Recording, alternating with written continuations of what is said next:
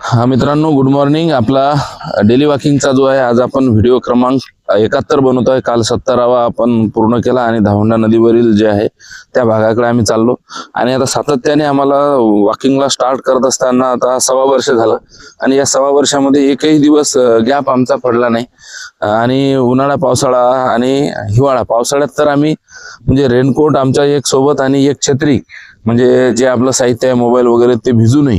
आणि आता आपण पाहतो की उन्हाळ्याच्या सुट्ट्या आहे, तर आता लगभग ही जी आहे तर म्हणजे 11वी 12वीचे पेपर झाल्यानंतर सगळेच फिरायला निघतात. परंतु जसं जसं पावसाळा सुरू होतो तसं संख्या जी आहे तर ती 50% कमी होते. आणि पावसाळ्यामध्ये मग आणखीन आपण काही दिवसांनी पाहतो की जसाही हिवाळा आपला लागतो तर त्यावेळेस संख्या फक्त 20% वर राहते. तर ऋतू कुठलाही असो, तर आपल्याला वॉर्मअप असेल, आपली वॉकिंग असेल, ती चालू असणं फार काळाची गरज आहे. कारण जे अन्न आपण सध्या या याच्यामध्ये खातोय तर त्या अन्नामध्ये शिमला मिरची असेल, त्यानंतर आपल्या सगळ्या कोबी असतील, तर याच्यावरती त्याच्यावरती जे आहे मित्रांनो, तर अनेक प्रकारचे पेस्टिसाइड आज आपल्या फवारल्या जात आहेत आणि त्याची अनेक कारणं आहेत. तर ह्या सगळ्या याच्यामध्ये आपण पालेभाज्या तर खाणारच आहात, परंतु त्यासोबतच आपण कडधान्याचा वापर असा टायमिंग बनवून घ्या. जे पंजाबमध्ये दाल मखनी फेमस आहे, तर त्याची काही कारणं आहेत. विभिन्न डाळी मिक्स करून तर ती दाल मखनी बनवली जाते. आपल्या इकडं तुरीचं वरण जास्त केलं जातं. जुन्या काळात तर असं होतं की एका खटल्यामध्ये 10 घरं असले तर 2 क्विंटल तूर लागायची आहे ना. परंतु त्यामध्ये प्रोटीन होतं, नो डाऊट. जुना गावरानी उडीद होता, ते असा कमरी एवढाला वाढायचा. आजचा उडीद आपला एवढाच झाला बुटका. तर ह्या सगळ्या गोष्टी आहेत. आधुनिक उडीद आलाय आणि हरणाच्या याने किंवा जंगली प्राण्याच्या अवदसाने सगळे जे जुने आपले बियाणे होते तर ते आपण आज नष्ट केलेले आहेत.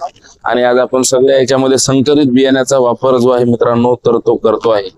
तर या सगळ्या याच्यामध्ये ग्लोबल वॉर्मिंग मध्ये आपल्याला टिकायचं असेल तर आपली वॉकिंग ही दैनंदिन अर्धा तास स्वतःला देणं फार गरजेचं आहे.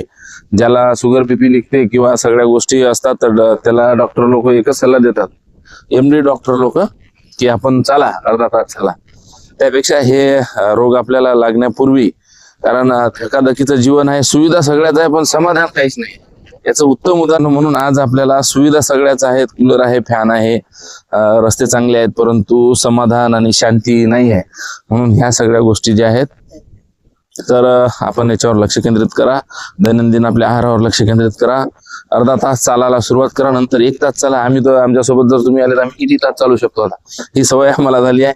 आणि बोला, 71 नंबरचा व्हिडिओ आपल्या 100ची आपली सिरीज आपण चालवणार आहोत.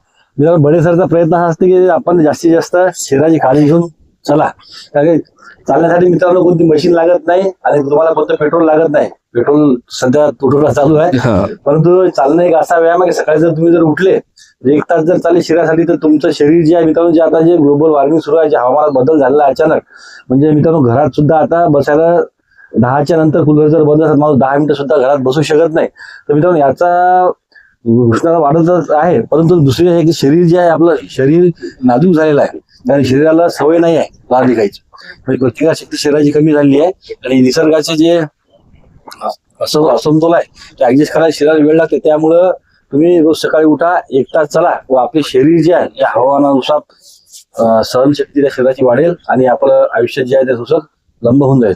आमच्या व्हिडिओ जर आवडला तर नक्कीच बडे सरला सबस्क्राईब करा, फॉलो करा, लाईक करा.